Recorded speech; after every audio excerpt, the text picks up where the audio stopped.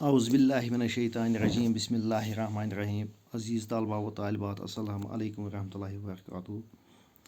کل ہم نے پڑھا تھا یہ جو کلاس 8 سوشل سائنس کا جو ٹاپک ہم پڑھ رہے ہیں rolling the country side.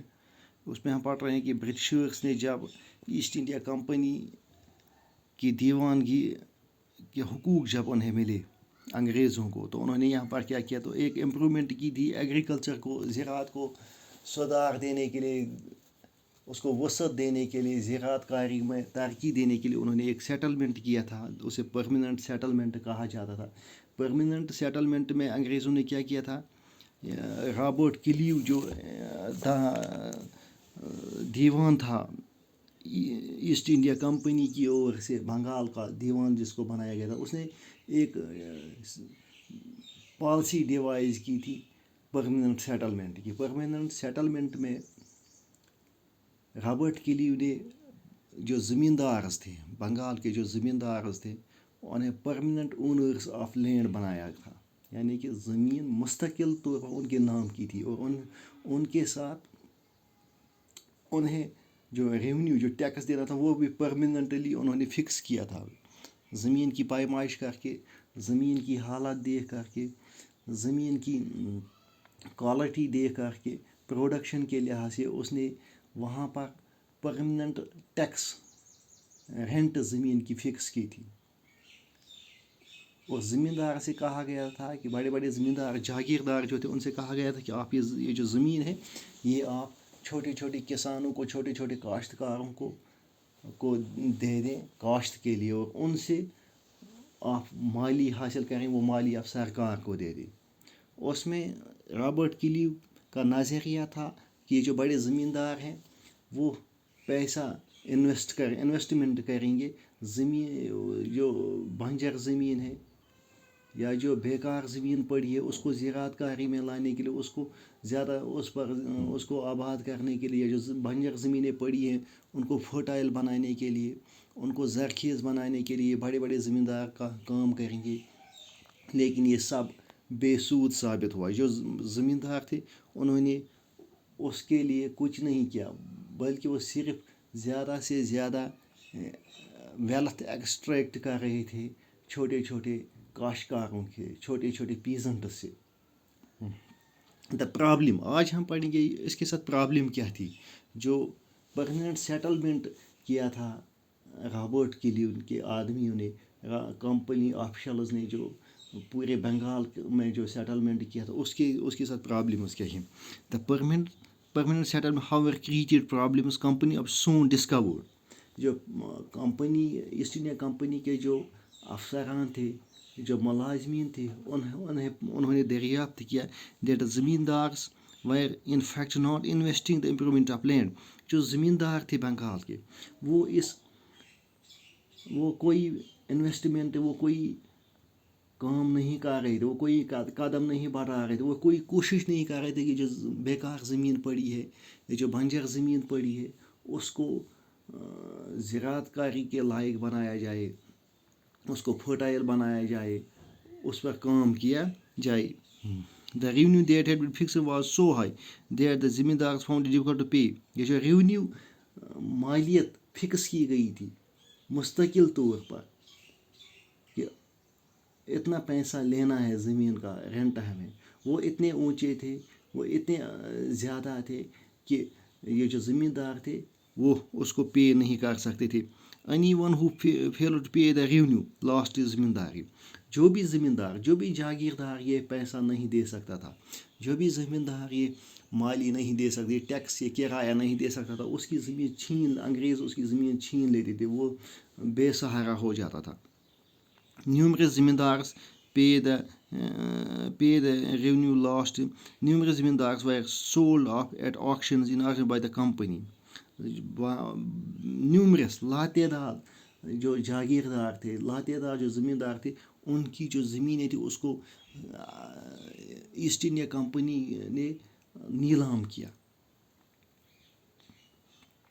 By the first decade of the 19th century. اگر ہم 19ویں صدی کی پہلی دہائی کا ذکر کریں، یعنی 19ویں صدی کے آغاز میں، دا سچویشن چینجڈ حالات بدل گئی. The price in the market rose and cultivation slowly expanded. جو بازاروں میں جو اشیاء خریدنی جو تھی ان میں اضافہ ہوا اور جو کاشتکاری جو تھی کلٹیویشن جو تھی وہ آہستہ آہستہ پھیلنے لگی. This meant an increase in the income of the zamindars. اس کا مطلب تھا جو ہی اضافہ ہوتا تھا وہ اس سے زمینداروں کی آمدنی میں جاگیرداروں کی آمدنی میں اضافہ ہوتا تھا. But no gain for the company. لیکن کمپنی کے لیے اس میں کوئی نفع نہیں تھا. It could not increase a revenue demand. لیکن وہ ریونیو ڈیمانڈ انکریز نہیں کر سکتے کیونکہ دے ہیڈ بین فکس پر. کیونکہ یہ جو انہوں نے فکس کیا تھا کرایہ وہ انہوں نے پرماننٹلی فکس کیا تھا کہ اس سے آگے ہم نہیں بڑھائیں گے. Even the zamindar did not have interest in improving the land. اور جو زمیندار تھے انہیں بھی کوئی دلچسپی نہیں تھی زمین کو وسعت دینے میں,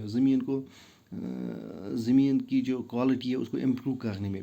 some had lost their lands in the early years of the settlement. اور کچھ زمینداروں نے ہم نے پہلے ہی پڑھا کہ لاتعداد زمینداروں کی زمین پہلے ہی سیٹلمنٹ کے آغاز میں ہی نیلام ہو چکی تھی. ادرس now as the passive of earning without trouble and risk of investment. As long as the zamindars would give out the land to tenants and get rent. جب تک یہ زمیندار اپنی زمین چھوٹے چھوٹے کسانوں چھوٹے چھوٹے کاشتکاروں کو اپنی زمین کرایہ پر دیتے تھے.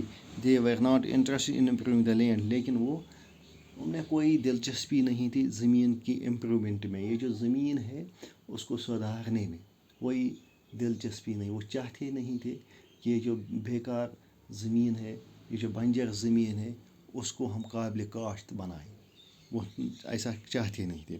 آن دا ادر ہینڈ اگر ہم دوسرے سائڈ کی بات کریں ان ولیج گاؤں والوں کی بات the cultivator found this system extremely oppressive. جو کلٹیویٹر تھا جو کاشتکار تھا جو چھوٹا زمیندار تھا جو زمین پر کام کرتا تھا جو اپنا خون پسینہ بہا کر ان کھیتوں میں کام کرتا تھا اس کے لیے یہ مظلومانہ نظام تھا.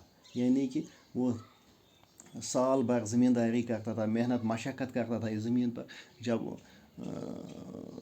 کھانے کا وقت ہوتا تھا پہننے کا وقت ہوتا تھا اوڑھنے کا اس کے پاس کچھ نہیں ہوتا تھا. وہ ننگا پیاسا بھوکا ہوتا تھا کیونکہ جو بھی پروڈوس نکلتا تھا وہ اسے زمیندار لیتا تھا اور اس کے لیے بہت کم پڑتا تھا. The rent he paid to the زمین واز ہائی. جو وہ کرایہ دیتا تھا زمیندار وہ زیادہ تھا. And his right on the land was insecure. اور زمین پر جو اس کے مالکانہ حقوق تھے وہ بھی انسیکیور تھی. اس میں کوئی تحفظ نہیں تھا. زمیندار کبھی بھی اس کی زمین چھین سکتا تھا. To pay the rent he had to often take a loan. یہ کرایہ دینے کے لیے اس کو قرضہ لینا پڑتا تھا کسی صراف سے کسی ساہوکار سے منی لینڈر سے اس کو قرضہ لینا پڑتا تھا. جب وہ قرضہ نہیں دے سکتا تھا تو جو منی لینڈر ہوتا تھا جو صراف ہوتا تھا وہ اس کی زمینیں اس سے چھینتا تھا. جو صدیوں سے جو پیڑھیوں سے جو نسلوں سے وہ زمین جوتا تھا. جس زمین پر یہ کسان اس کے باپ داداؤں نے کام کیا ہوتا تھا تو وہ زمین اچانک اسے چھین لی جاتی تھی. یہ پرابلمز تھے اس پرماننٹ سیٹلمنٹ میں.